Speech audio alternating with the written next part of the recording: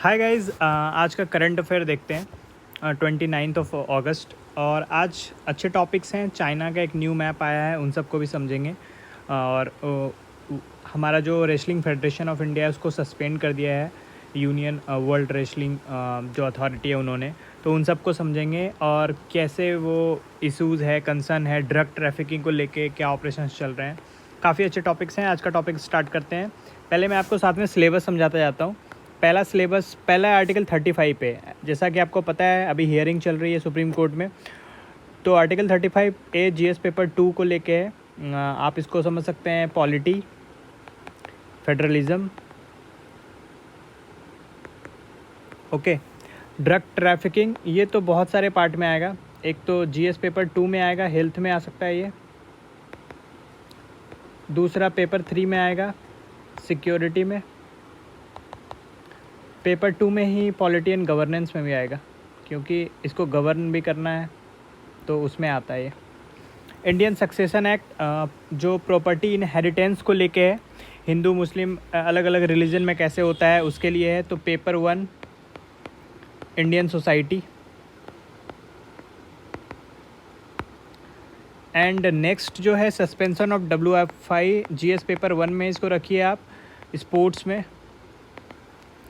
China ने new map launch किया, इसमें उसने अरुणाचल प्रदेश का कुछ पार्ट और अक्साई चीन इसको दिखाया है कि वो उसका पार्ट है, तो उसको समझेंगे। जीएस पेपर बॉर्डर मैनेजमेंट से रिलेटेड है, तो जीएस पेपर 3 सिक्योरिटी का इशू है ये। पेपर 2 IR भी हो सकता है, डिप्लोमेटिक रिलेशन। कास्ट सर्वे, बिहार का कास्ट सर्वे चल रहा है, सुप्रीम कोर्ट में हियरिंग भी हुई, उसको लेकर सेंट्रल गवर्नमेंट ने एफिडेविट डाला है। तो जीएस पेपर 1 एक तो पहले पॉपुलेशन वाला ये टॉपिक है। जीएस पेपर 2 को समझेंगे तो पॉलिटी एंड गवर्नेंस का टॉपिक है। Types of central government schemes, GS paper 2, government policy and intervention. ये आप सिलेबस देखेंगे, जो मैं ऐसे पॉइंट लिख रहा हूँ ये आपको सिलेबस में निकलेगा। सिलेबस में स्पेसिफिकली मेंशन्ड है। रोजगार मेला एम्प्लॉयमेंट से रिलेटेड है। पेपर 3 कुछ है नहीं ये टॉपिक, बस रोजगार मेला था, बार बार आ रहा है न्यूज़ में, मैंने सोचा इसको एक्सप्लेन कर दूं है क्या एक्चुअली में। तो पेपर 3 एम्प्लॉयमेंट, इकोनॉमी का पार्ट है ये। मूडीज़ रिपोर्ट, मूडी ने पॉपुलेशन ग्रोथ को अच्छा बताया है इंडिया के पर्सपेक्टिव में कि अच्छा है ये, तो उसको देखेंगे जीएस पेपर 1 और पेपर 3 में भी आएगा इकोनॉमी। फ्लेक्स फ्यूल व्हीकल्स के बारे में समझेंगे, एक तो जीएस पेपर 3 में आएगा। जो इंडस्ट्री है वो इथेनॉल जो बना रही है, शुगर इंडस्ट्री, उन्होंने बोला है कि जीएसटी इसका कम किया जाए। फ्लेक्स फ्यूल व्हीकल्स पेपर 3 में आएगा। साइंस एंड टेक्नोलॉजी में और इंफ्रास्ट्रक्चर में, एनर्जी ट्रांजिशन में, इनमें इंफ्रास्ट्रक्चर एनर्जी में आता है, इन सब में आ जाएगा, तो इसको समझते हैं। आज का सेशन स्टार्ट करते हैं। अगर आप नए मेरे चैनल पे तो चैनल को सब्सक्राइब कर लीजिए, आपसे रिक्वेस्ट है, क्योंकि मैं देख रहा हूँ कि व्यूज़ हैं जितने उतने सब्सक्राइबर नहीं हैं, तो जो भी देख रहे हैं आप प्लीज़ को सब्सक्राइब कर लीजिए एंड इसको शेयर कीजिए। सब्सक्राइबर आएंगे तो मोटिवेशन मिलता रहेगा। चलते हैं, ये रेगुलर है, आज लेट हो गया, कल कोशिश करूँगा सुबह आ जाइए। चलते हैं, पहले स्टार्ट करते हैं। Article 35A denied many in Jammu, ये द हिंदू का सारा ये जो टॉपिक है द हिंदू से लिया गया है, द हिंदू ही कवर कर रहा हूँ मैं। Article 35 denied many in J&K their rights. CGI ने ऐसा बोला कि आर्टिकल 35A जो कि जम्मू एंड कश्मीर लेजिस्लेचर को एम्पावर करता था अपने परमानेंट रेसिडेंट को डिफाइन करने के लिए of the state and provide them special privilege denied fundamental rights to other. तो इसकी वजह से जब आपने इसको स्क्रैप कर लिया, सेंटर को वो ऐसा बोल रहे हैं, अटॉर्नी एड्रेसिंग सॉलिसिटर जनरल को ऐसा बोल रहे थे, तुषार मेहता को। ओके, अभी इस पे हियरिंग चल रही है। 370 लेजिटिमेट है या इलेजिटिमेट है, गलत तरीके से हुआ, सही तरीके से हुआ, वो चल रहा है अभी अबॉलिश करने की बात पे, तो उसके बारे में बोल रहे थे।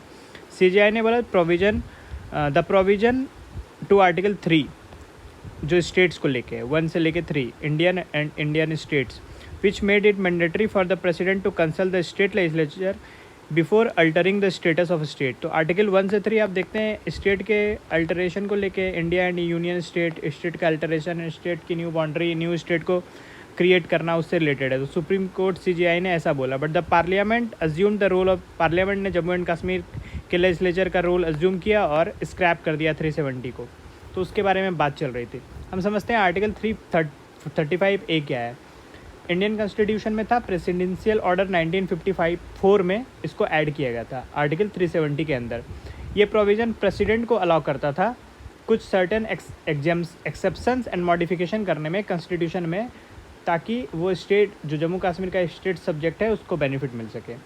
While the article 370 of the constitution grant special status to Jammu and Kashmir, 35A provide करता था special rights and privilege to the permanent resident of Jammu and Kashmir. Fundamental right to property भी वहाँ पे गारंटेड था। सर्टेन स्पेशल राइट भी permanent resident को मिलता था, पब्लिक एम्प्लॉयमेंट में, एक्विजिशन ऑफ इमूवेबल प्रॉपर्टी में, सेटलमेंट में, गवर्नमेंट स्कॉलरशिप स्कीम्स में। और जो आउटसाइड के लोग थे, जो स्टेट से आउटसाइड के लोग हैं, यानी हम लोग जम्मू एंड कश्मीर के जो नहीं हैं, फ्रॉम बाइंग और ओनिंग इमूवेबल प्रॉपर्टी देयर, उनको मना करता था, यानी वो नहीं कर सकते थे, उनके लिए अलाउ नहीं था। या वहाँ पे परमानेंटली सेटल होना है या कोई तरह का स्टेट स्पॉन्सर्ड स्कॉलर स्कीम लेना है तो वो उनको नहीं मिलता वहाँ पे। Okay, only the Jammu and Kashmir assembly can change the definition of permanent resident. तो वही CGI बोल रहे हैं कि जब जम्मू एंड कश्मीर असेंबली ही इसको चेंज कर सकता था, तो आपने क्या किया, आपने पार्लियामेंट ने जम्मू एंड कश्मीर असेंबली का रोल अज्यूम कर लिया, आपने ऐसे अमेंडमेंट किए। आज क्वेश्चन पूछ रहे हैं, अब इस पर फाइनल जब आएगा तो देखा जाएगा। करंट स्टेटस क्या है, तो 5 अगस्त 2019 को, इसी मंथ 2019 में प्रेसिडेंट ने कॉन्स्टिट्यूशनल ऑर्डर निकाला। ऑर्डर ने स्पेशल स्टेटस जो जम्मू कश्मीर का था उसको रिवोक कर दिया अंडर द प्रोविज़न जो 370 के अंदर था, और जो कॉन्स्टिट्यूशन का जो ऑर्डर था उसको सुपरसीड किया under article 35A was added to the constitution. एक सेपरेट बिल भी लाया गया जो पास हो गया, जिसकी वजह से बाइफर्केट किया गया जम्मू एंड कश्मीर को लेजिस्लेचर के साथ, एक UT और दूसरा UT लद्दाख था without legislature. Jammu and Kashmir reorganisation amendment लाया गया, अमेंडमेंट ऑर्डिनेंस लाया गया जो रीऑर्गेनाइजेशन एक्ट 2019 को अमेंड किया। 2020 में होम अफेयर्स ने Jammu and Kashmir reorganisation order को वहाँ पे मतलब इशू किया। फिर जिसने 109 लॉ को अमेंड किया, 29 लॉ को रिपील्ड किया, और डोमिसाइल क्लाउज को जो भी इंसर्ट किया Jammu and Kashmir civil services में, जो कि वहाँ का था। ओके, तो ये अभी करंट स्टेटस है। Traffickers using women children to smuggle into city. Delhi police जो है वो ऑपरेशन कवच चला रही है। ऑपरेशन कवच जो है वो मेनली है जो ड्रग ट्रैफिकर है उनको पकड़ने के लिए, उनके लिए ऑपरेशन है। तो लेकिन ये लोग क्या करने लगे हैं अब ये they are now using cars with women and children as decoy to push the contraband into the national capital. वो कार में वुमेन और चिल्ड्रन को रखते हैं ताकि चेक नहीं हो सके, इतना ज़्यादा वो चेक नहीं हो, पुलिस पेट्रोलिंग में वो आसानी से पकड़ा नहीं जाए, पुलिस चेकिंग में वो आसानी से पकड़ा नहीं जाए। Based on the interrogation of suspect, उन्होंने पुलिस ने पाया कि they have stopped using trucks to move large quantity of drugs are instead using cars with women. मतलब ट्रक्स को छोड़ के अब कार को यूज़ कर रहे हैं, ट्रक्स में लोड करके नहीं ले जा रहे हैं वो, अब वो कार को यूज़ करते हैं। ठीक है, कार में वुमेन को बिठा रहे हैं और चिल्ड्रन को बिठा रहे हैं और उसको, ताकि वो ईजिली पास हो जाए। ऑपरेशन कवच मैंने बताया दिल्ली पुलिस चला रही है ये ऑपरेशन। हम स्टेटस देखें इंडिया में 2018 में ministry of social status and empowerment ने national survey on extent and pattern of substances use in India ऐसा किया, एम्स के साथ मिलके एक जो है सर्वे किया। उसमें देखा उन्होंने कि अल्कोहल लगभग जो यूज़ हो रहा है वो एज ग्रुप 10 to 75 ईयर्स के एज ग्रुप में 14% लोग यूज़ कर रहे हैं। कैनबीज जो है वो 2.8% और ऑपिएट्स और ऑपियोट्स 2.1%। वर्ल्ड ड्रग रिपोर्ट 2022 देखें तो इंडिया जो 4th largest quantity of OPM है जो 2020 में सीज़ किया गया लगभग 5.2 ton, and 3rd highest amount of morphine वो भी सीज़ किया गया। नेशनल नारकोटिक्स सेंट्रल ब्यूरो का अगर एक लेटेस्ट एनुअल रिपोर्ट देखें तो ड्रग ट्रैफिकिंग जो है वो सी रूट से हो रहा है, Arabian Sea, Bay of Bengal, estimated to account of around 70% of the total illegal drug smuggled into India. तो ऐसा कुछ स्टेटस है अभी करंट। थ्रेट्स कहाँ से कैसे हो रहा है, तो threats from death, golden crescent, इसको बोलते हैं गोल्डन डेथ क्रेसेंट या गोल्डन क्रेसेंट। गोल्डन क्रेसेंट कहाँ पे है, गोल्डन क्रेसेंट ये है, ये देखिए आप, ये है Golden Crescent, Afghanistan, Iran, Pakistan. Okay, parts of Pakistan adjoining Afghanistan are also used by Pakistani drug trafficker to convert Afghan opium to heroin and then send to India. तो तो इस नॉर्थ वेस्ट की तरफ से इंडिया में इन होता है, ये जम्मू एंड कश्मीर, हिमाचल प्रदेश, इन सब से होते हुए फिर ये इधर गोल्डन ट्रायंगल में जाता है। गोल्डन ट्रायंगल है म्यांमार, लाओस, थाईलैंड और ये वियतनाम वाला पार्ट। वैसे तो म्यांमार, लाओस और थाईलैंड वाला पार्ट गोल्डन ट्रायंगल है, वियतनाम, थाईलैंड, लाओस, म्यांमार। सान और काचिन प्रोविंस जो यहाँ पे है, सान and काचिन province of Myanmar bordering China also pose challenges. तो यहाँ पे वो चाइना को करता है, तो चाइना का भी फैक्टर है इसमें। This heroin and methamphetamine producing area है पोरस बॉर्डर, वहाँ पे पोरस बॉर्डर है, सिक्योरिटी का भी इशू है, बॉर्डर सिक्योरिटी का। And are reportedly under the control of rebel groups के अंदर है, जो रिबेल ग्रुप्स हैं, indirectly supported by the China. आपको पता है कि नॉर्थ ईस्ट में हमेशा कुछ ना कुछ जो इशू है अगेंस्ट गवर्नमेंट के अगेंस्ट चलता रहता है, तो वो जो रिबेल ग्रुप्स हैं उनके ऊपर भी चाइना का कंट्रोल है। इलिसिट आर्म्स उन लोगों को मिल जाता है, इसलिए आप देखते हैं वहाँ इंसर्जेंसी बहुत ज़्यादा रहती है हमेशा, क्योंकि आर्म्स उनको ईजिली अवेलेबल हो जाता है। जो नॉन स्टेट एक्टर्स हैं वो वहाँ पे काम करते हैं, या स्टेट एक्टर्स भी काम करते हैं, स्टेट एक्टर्स भी काम कर रहे हैं, नॉन स्टेट एक्टर्स भी काम कर रहे हैं, तो वो दोनों इंटरनल सिक्योरिटी को में प्रॉब्लम क्रिएट करते हैं। तो ये लोग गोल्डन क्रेसेंट और गोल्डन ट्रायंगल, ये एक पूरा एक ऐसे कॉरिडोर बना देता है ड्रग्स ट्रैफिकिंग का। ओके, आगे चलते हैं। इसमें हम प्रीलिम्स के फैक्ट से इतना ही समझते हैं, जब मेंस में इसको डिफाइन करना होगा तो चैलेंजेज, आर्ग्यूमेंट सब कुछ देख लेंगे इसका। इनिशिएटिव क्या क्या लिया गया, तो narcotic drugs and psychotropic substance act है, NDPS 1985, ये प्रोहिबिट करता है एक पर्सन को। आपने देखा होगा जो शाहरुख खान के जो सन हैं आर्यन खान, उनको भी अरेस्ट किया गया था इसी NDPS के तहत, लेकिन बाद में हाई कोर्ट ने उनको अक्यूज़ नहीं माना और हाई कोर्ट ने उनको क्लीन चिट दे दिया था। It prohibits a person from producing, possessing, selling, purchasing, transporting, storing, consuming. आप देखिए कितना कम्प्रिहेंसिव है। प्रोड्यूस करेंगे, परचेज करेंगे, सेल करेंगे, परचेज करेंगे, ट्रांसपोर्ट करेंगे, स्टोर करेंगे, या आप कंज्यूम करेंगे, या सब साथ में करेंगे, कोई एक भी करेंगे, एनी नारकोटिक ड्रग और साइकोट्रॉपिक सब्सटेंस, तो वो उसमें आप ये प्रोहिबिट करता है। तो इस एक्ट के अंदर आप चले जाएंगे, इस एक्ट के तहत आपके ऊपर जो भी लीगल होगा एक्शन वो लिया जाएगा। National action plan for drug demand reduction, ministry of social justice and empowerment ने एक ये drug demand reduction for period of यानी 7 ईयर्स के लिए इसको प्रिपेयर किया है। ओके, नेशनल फंड भी है for control of drug abuse, ये क्रिएट किया गया NDPC एक्ट के तहत। Expenditure incurred in the major taken for awareness, Nasha Mukt Bharat अभियान भी चल रहा है जो 2020 में लॉन्च हुआ न्यू रेजिम में। Issue of substance abuse and vision to make India drug free. Indian coast guard का भी एक जो इनिशिएटिव है, has developed a good synergy with the security agency and with the coast guards of Sri Lanka, Maldives, Bangladesh for seizure of such drugs. International treaties की बात करें, international treaties and convention to combat drug menace, इसमें भी India signatory है किसका, convention on narcotic United nation का, UN convention psychotropic substance 1971 का, illicit traffic in narcotic drugs and psychotropic substance 1988 का, और ट्रांसनेशनल ऑर्गेनाइज्ड क्राइम 2000 का। तो इतना ही हमें जानना है। अब इसमें क्या है, इतना डेप्थ में जानने की कोई ज़रूरत नहीं है कि UN कन्वेंशन के अंदर क्या है। ऑलरेडी हम बहुत सारे इनिशिएटिव चला रहे हैं। मैंने यहाँ पे जो मेंशन किया है इनिशिएटिव्स, आप इसको खुद से डिटेल्ड में पढ़ें ये क्या है। जैसे नशा मुक्त भारत अभियान क्या है, एग्ज़ाम में क्वेश्चन है तो हम इसको पुट कर सकते हैं मेंस में। सेंटर ने इन्फॉर्म किया है मद्रास हाई कोर्ट को कि वो इंडियन सक्सेशन एक्ट में कुछ चेंजेस करना चाहते हैं फॉर विल्स के लिए। अभी पढ़ेंगे क्या है इंडियन सक्सेशन एक्ट। तो इंडियन सक्सेशन एक्ट जो मैंडेट करता है हिंदू, बुद्धिस्ट, जैन, सिख एंड पारसी को ऑब्टेन प्रोबेट और letter of administration from the courts concern to inherit for property through a will executed in Chennai, Mumbai and Kolkata. तो इन 3 सिटीज़ की बात हुई है यहाँ। ये ब्रिटिश के समय में लाया गया था, कॉलोनियल रूल के समय में, जो पार्ट ABC में क्लासीफाई कर देता है प्लेसेस को depend on the importance of land के इम्पोर्टेंस के अकॉर्डिंग। तो इसको समझते हैं। Indian succession act 1925 covered 2 types of succession, namely testamentary succession and intestate succession. When a person makes a will in writing then doctrine of testamentary succession applies.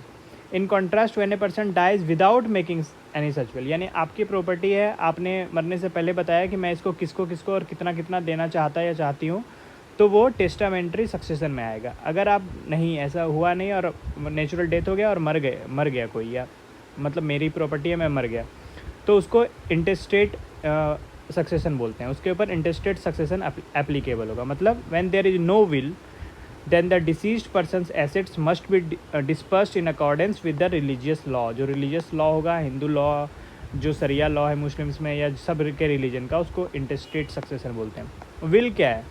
तो will है written statement of all the property that in the absence of property owner will be split among the heirs. Wills are governed by Indian Succession Act, which does not specify specific format और technical requirements. Anyone, कोई specific format नहीं है कि इसी paper में लिखना है, कोई technical requirements भी नहीं है। Anyone who is not a minor, जो minor नहीं है, less than 18 years नहीं है, is of sound mind, अच्छा है, कंसेंस है उनके पास, मे क्रिएट और modify will as many as times as they will. यानी ऐसा नहीं कि एक बार आपने लिख दिया तो वही होगा, जितना बार चाहे वो चेंज कर सकते हैं। इंडियन सक्सेशन एक्ट मतलब जितना बार चाहे चेंज कर सकते हैं। आज लिखा, कल बेटे को बोला कि पानी दो, वो पानी ला के नहीं दिया तो पापा गुस्सा हो गए, अगले दिन फिर विल चेंज कर दिया कि नहीं जायदाद से बाहर करो इसको, पानी नहीं दिया। फिर अगले दिन उसने पैर दबाना स्टार्ट किया तो बोला नहीं सारा जायदाद तुम्हारा। तो आप वो चेंज करते रह सकते हैं। इंडियन सक्सेशन एक्ट स्टेट्स, वैसे ये हो सकता है पानी के लिए बहुत इशू हो, कहीं ना कहीं कुछ हुआ हो, लेकिन ऐसा होता नहीं है actually. Indian succession act states that after the death certificate is issued a person's property is divided equally among his और हर lawful heirs.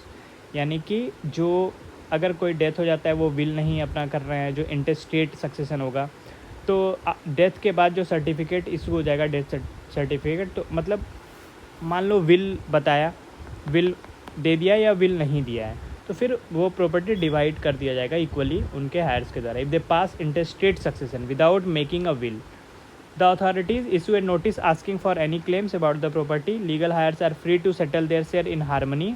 Legal heirs free हैं कि एक बहन है, एक सिस्टर है, 2 ब्रदर है, तो सबको इक्वली बटेगा, या ये दोनों भाई, ये बहन बोली नहीं मुझे थोड़ा ही दे दो बाकी तुम दोनों ले लो, या ये भाई बोला कि मुझे ऊपर वाला फ्लैट चाहिए नीचे वाला, ये सब खुद में वो कर लेंगे हारमोनी से, लेकिन लड़के नहीं कि एक दूसरे का सर फाड़ दिया। But if there is a disagreement the problem is handle by the court. और डिसएग्रीमेंट हुआ तो फिर कोर्ट हैंडल करेगा, where it is decided in accordance with the law. Why was the WFI suspended by the United World Wrestling? United World Wrestling ने जो Wrestling Federation of India है उसको suspend कर दिया है। क्यों किया है तो देखते हैं। सस्पेंड कर दिया है, provisionally suspended the wrestling Federation of India primarily for not conducting it's election. क्योंकि WFI में भी एक इशू चल रहा है, आपने सुना होगा, जो हरियाणा के कुछ रेसलर हैं जैसे कि ओलंपिक मेडलिस्ट हैं सारे इंटरनेशनल लेवल पे, बजरंग पूनिया, साक्षी मलिक और विनेश फोगाट, ये सब ने एलिगेशन लगाया सेक्सुअल हरासमेंट का। किसके ऊपर? और फाइनेंशियल इरेगुलरिटीज़ का भी लगाया, एडमिनिस्ट्रेटिव लैप्स का भी लगाया। जो WFI के उस समय के चेयरमैन थे ब्रिजभूषण शरण सिंह, जो कि अभी मेंबर ऑफ पार्लियामेंट भी है। ठीक है, तो इसमें हुआ क्या कि इलेक्शन को स्टे करने, इलेक्शन स्टे हो गया, इलेक्शन को तो स्टेट मई में क्या हुआ, इंटरनेशनल ओलंपिक कमेटी और यूनाइटेड वर्ल्ड रेसलिंग ने जो यहाँ का इंडियन ओलंपिक एसोसिएशन है जिसकी चेयरमैन PT उषा है, उसको बोला कि conduct the WIFA polls within the stipulated frame. यानी कि जब ब्रिजभूषण शरण सिंह को सस्पेंड कर दिया गया उस प्रेसिडेंट से, तो उसके बाद बोला गया, लेकिन वो डिले हुआ।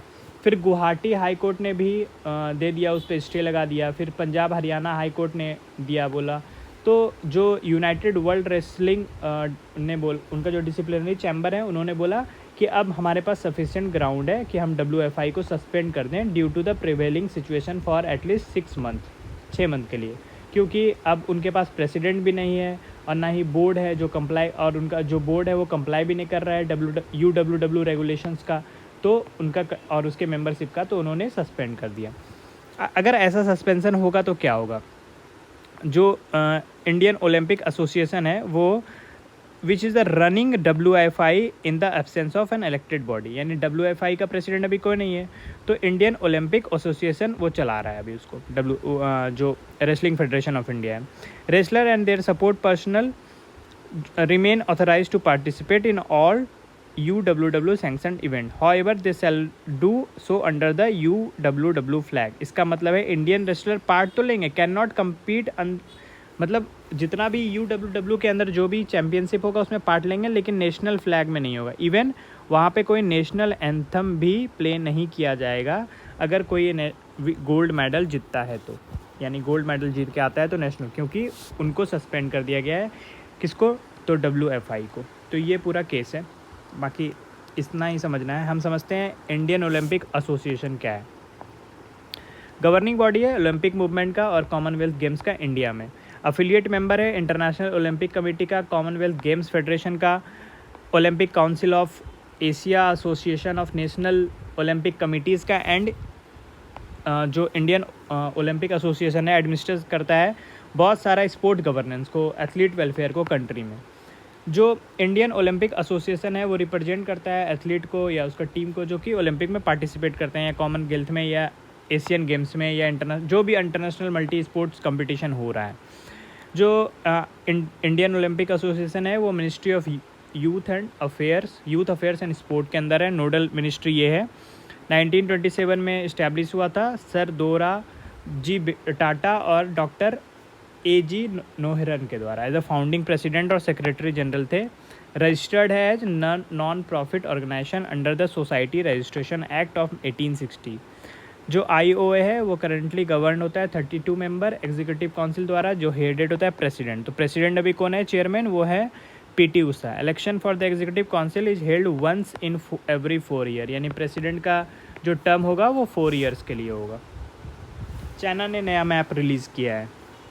चाइना के साथ इशू हमारा चल रहा है, रिसेंटली भी न्यूज़ में मैंने कवर किया, ब्रिक्स जब हो गया तब उसके बाद 2023 edition of the standard map of China ने दिखाया कि आप देखिए ये इंडिया है, यहाँ ऐसे ये नॉर्थ ईस्ट है, आपको मैं ऐसे कर देता हूँ, तो यहाँ से ऐसे जाएंगे तो ये इधर आएगा, तो ये इसने अरुणाचल प्रदेश का पार्ट को दिखा दिया है कि ये उसका पार्ट है।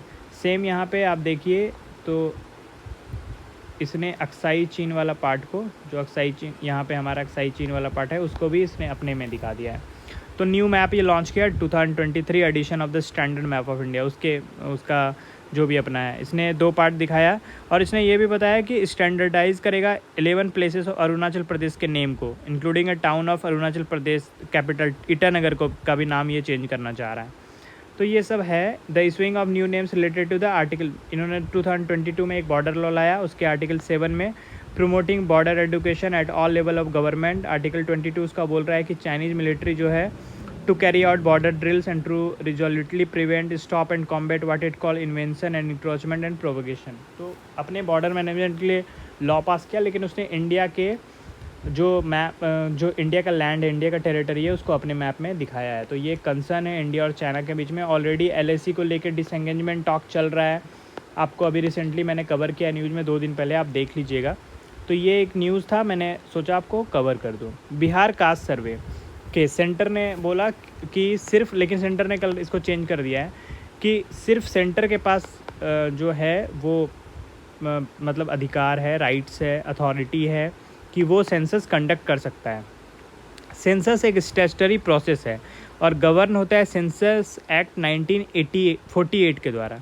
The subject of census is covered on the union list में कवर्ड है entry 69 in the 7th schedule में। तो इसी वजह से सेंटर ने ऐसा बोला। तो आपको एग्ज़ाम में आ जाए कि सेंसस स्टेट सब्जेक्ट है या यूनियन सब्जेक्ट है, तो सेंटर यूनियन सब्जेक्ट है अंडर 7th शेड्यूल में। ओके, तो रजिस्ट्रार जनरल इसको पॉपुलेशन का पूरा कवरेज देखते हैं जो होम मिनिस्ट्री के अंदर आता है।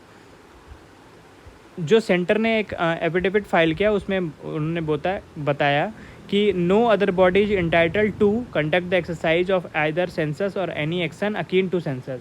सेंसस या सेंसस के जैसा कोई भी एक्सरसाइज है वो सिर्फ यूनियन कवर कर सकता है, दूसरी कोई बॉडी नहीं कर सकती, ऐसा उन्होंने बताया। क्योंकि बिहार में भी कास्ट सर्वे चल रहा है।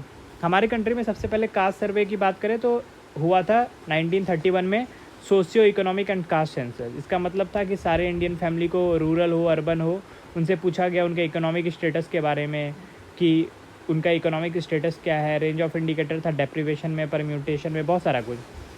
Every person there specific caste name to allow the government to revaluate which caste group were economically worst off and which is better off. Same reason Bihar government ने भी दिया है कि पॉलिसी इंप्लीमेंटेशन पेनिट्रेशन अच्छे से करना है, तो हमें सारे कास्ट ग्रुप को जानना है, किस कास्ट ग्रुप में के लोग ज़्यादा वीकर हैं, मार्जिनलाइज्ड हैं, उनके ऊपर ज़्यादा काम करना है, ऐसा था। आर्टिकल 340 ऑफ द कॉन्स्टिट्यूशन, अगर हम बोले कॉन्स्टिट्यूशन मैंडेट करती है, बिल्कुल करती है, सपोर्ट करती है। Article 340 of the Constitution, the appointment of a commission to investigate the condition of socially and educationally backward classes and make recommendation as to steps that should be taken by the government, both government। तो mandate करती है, तो वो अब कैसे वो करेगा, socially एक एजुकेशनली बैकवर्ड कैसे पता करेगा, तो वो कास्ट के अकॉर्डिंग पता करना चाह रहा है स्टेट गवर्नमेंट, तो उसने कास्ट सर्वे स्टार्ट कर दिया। तो ये है 514 researcher to get Indian Council of Social Science Research funding to study the impact of centrally sponsored scheme. बहुत सारे स्पॉन्सर्ड स्कीम है, हमें से इस स्कीम को नहीं जानना है। इसके अंदर बहुत क्या है कि जो Indian Council of Social Science research है वो स्टडी करेंगे इम्पैक्ट ऑफ बहुत सारे स्कीम, जैसे जन औषधि योजना, स्वच्छ Bharat, make in India, Ujjwala योजना। उसके बाद उसको बताएंगे कि उसका क्या रीच है, सोशियो इकोनॉमिक इम्पैक्ट क्या है, उसमें क्या चेंजेज होने चाहिए, उसको कैसे और अच्छे से पेनेट्रेट कर सकते हैं, इन सब के बारे में बताया जाएगा। ये जब स्टडी करेंगे उसके इम्पैक्ट को बताएंगे। हमें अब सारा स्कीम तो नहीं पढ़ सकते, तो हम ये जानते हैं कि स्कीम कितने तरह का होता है। 2 मेजर क्लासिफिकेशन है सेंट्रल गवर्नमेंट के स्कीम का, एक तो सेंट्रल स्पॉन्सर्ड स्कीम, एक है central sector scheme. Okay, central sponsored scheme क्या है? सेंट्रल स्पॉन्सर्ड सेंटर और स्टेट दोनों होता है, लेकिन सेंट्रल सेक्टर ओनली स्टेट के द्वारा होता है। फंडिंग का रेशियो है, डिपेंड करता है वो स्टेट कैसा हिल है, नॉर्थ ईस्टर्न है या नॉर्मल स्टेट है, तो उसके अकॉर्डिंग फंडिंग होता है। Normally formulated on subject placed under the state list. ऐसा नहीं है स्पेसिफिकली सिर्फ स्टेट लिस्ट का ही, लेकिन मोस्टली स्टेट लिस्ट में जो सब्जेक्ट हैं उसी पे ये स्कीम होता है। ये यूनियन लिस्ट, इसका इम्प्लीमेंट एजेंसी स्टेट गवर्नमेंट, ये सेंट्रल गवर्नमेंट। यानी कि सेंट्रली स्पॉन्सर्ड स्कीम तो लॉन्च सेंटर कर देगी, लेकिन मैनेजमेंट कौन करेगा, इम्प्लीमेंट कौन नहीं करेगा? State government. जैसे मनरेगा है, नेशनल सोशल असिस्टेंस प्रोग्राम है, पीएम कृषि सिंचाई योजना है, मुद्रा योजना, भारत नेट, ये centrally sponsored. Core of the core scheme, मैंने बताया कि सेंट्रली स्पॉन्सर्ड स्कीम भी 2 तरह में डिवाइड है, core of the core scheme and core scheme.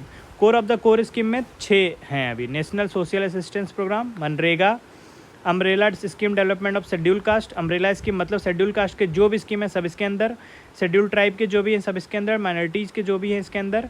Umbrella scheme for development of backward classes, differently abled and other vulnerable group, तो ये umbrella scheme. तो और कोर स्कीम कौन सा हो गया? तो कोर स्कीम बहुत सारे हैं, अब सबको पढ़ाना मुश्किल है, तो इसीलिए मैंने उसको नहीं लिया। 6 थे ये, तो ये आप याद रखिए। आगे चलते हैं। रोज़गार मेला, प्रधानमंत्री ने दिल्ली में अभी लगभग 51,000 अपॉइंटमेंट लेटर दिया जो रिक्रूट हुए हैं पैरामिलिट्री फोर्सेस में, नारकोटिक कंट्रोल ब्यूरो में, दिल्ली पुलिस में, ये सब इंस्पेक्टर। वैसे तो ये काम प्रधानमंत्री जी कर रहे हैं, लेकिन ये मिनिस्ट्री को करना चाहिए। रोज़गार मेला इनके समय में स्टार्ट हुआ है, जो प्रधानमंत्री मोदी हैं जब ये पावर में आए तो इन्होंने स्टार्ट किया। रोज़गार मेला में क्या है कि कुछ नहीं, जो एग्ज़ाम क्रैक करके पास कर रहे हैं नॉर्मली पुलिस कांस्टेबल, सीआरपीएफ के जवान जो बन रहे हैं, तो उनको अपॉइंटमेंट लेटर देना। तो ये क्या होता है, अलग अलग मिनिस्ट्री इसका डेटा रेडी करती है और फिर पीएमओ को जाता है, फिर होम मिनिस्ट्री भी इसमें इंक्लूड होती है।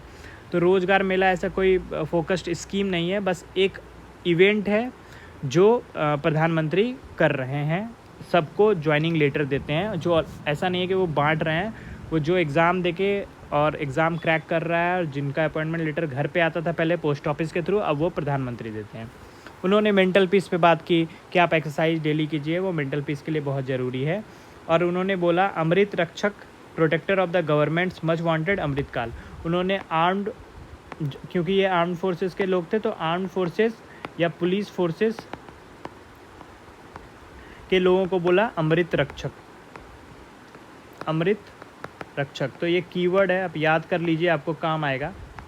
अमृत रक्षक फॉर अमृतकाल। अभी अमृतकाल बोला है टिल 2047, यानी ये सिक्योरिटी देंगे, ये सुरक्षा देंगे ये आम जनता को, तो उससे डेवलपमेंट होगा नेशंस का।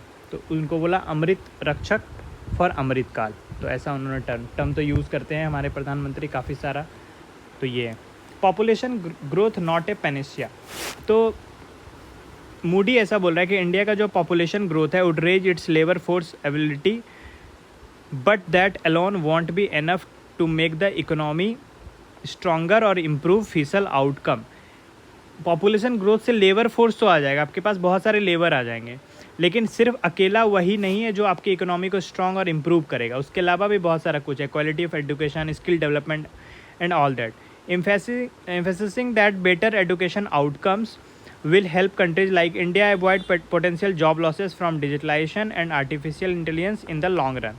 अच्छा एडुकेशन दे रहा है इंडिया, तो उससे लॉन्ग रन में डिजिटलाइजेशन जो हो रहा है या आर्टिफिशियल इंटेलिजेंस आएगा, उसमें इंडिया को लॉस नहीं होगा, ऐसा बोला उनका रिपोर्ट था भी. Population growth alone will not drive credit benefit transfer for emerging economies, ये उन्होंने बताया ऐसा. उसके बाद बताया कि स्केल ऑफ लेबर तो बहुत है, लेकिन इसके लिए हमें एडुकेशन देने की ज़रूरत है, क्वालिटी इंफ्रास्ट्रक्चर की ज़रूरत है, स्ट्रॉन्ग एडुकेशन की ज़रूरत है. अभी एडुकेशन में काफ़ी गैप है, अगर हम देखें तो पाकिस्तान, बांग्लादेश और इंडिया में चाइना के कंपेयर में, या other part south east Asia में देखें जहाँ पे लेबर फोर्स पार्टिसिपेशन इम्बैलेंस है. India, Bangladesh, Indonesia, Philippines, Pakistan, Vietnam will account for a third of the global population increase over next 20 years and 40% of the upswing in working age population. 15 से लेके 64 demographic dividend की बात है, वो बहुत ज़्यादा है वर्किंग एज पॉपुलेशन यहाँ पे. यूनाइटेड नेशन पॉपुलेशन फंड ने अभी रिसेंटली एक डेटा रिलीज़ किया, state of world population report 2023, जो बताता है India will overtake China to become the world's most populous country by middle of 2023, यानी कि जून में ही बोल दिया उसने कि वो बन गया. इंडिया का पॉपुलेशन कितना हो जाएगा, एक्सपेक्टेड क्या है, तो 1428 मिलियन, चाइना का 1425 मिलियन, वर्ल्ड का 8085 मिलियन. ओके, तो 1/4 तो यही दोनों मिला के हो जाना है, 1/4 नहीं 1/5, आप समझिए कि 1/3 हो गया. 15 से 64 ईयर्स कितना है, इंडिया में 68%, चाइना में 69. डेमोग्राफिक डिविडेंड इतना इतना इतना, डेमोग्राफिक डिविडेंड का एज यही है. 65 + 7% कम है यहाँ, चाइना में 14, वर्ल्ड में 10%. Total fertility rate 2, 1.2, 2.3. Life expectancy 72, 79, यानी लाइफ एक्सपेक्टेंसी जो है वो चाइना से कम है हमारा. तो India's population is pegged to reach 142 crore against China 142 crore, मतलब चाइना का लगभग इक्वल ही है, थोड़ा सा डिफरेंस है. बाय जुलाई 2023, लास्ट मंथ ही हो गया है. 25% of India population is age 0-14, 18% 10-19, 26% 10-24 and 68% demographic dividend में है. Okay, United State is the third populated country, America third होगा जिसका 340 मिलियन हो जाएगा. ओके,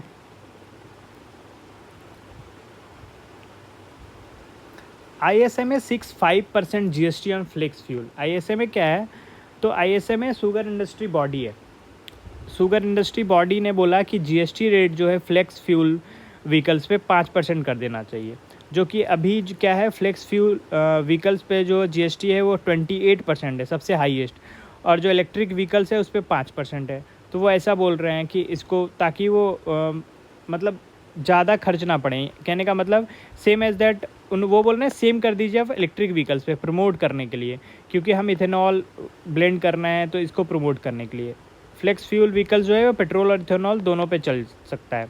ये क्या कंट्रीब्यूट करेगा, इंडिया का फ्यूल बिल जो है उसको रिड्यूस करने में करेगा, while curving the carbon emission from the transportation sector, ऐसा बोल रहे हैं वो. फ्लेक्स फ्यूल व्हीकल्स क्या है, they have engines that can run on flexible fuel.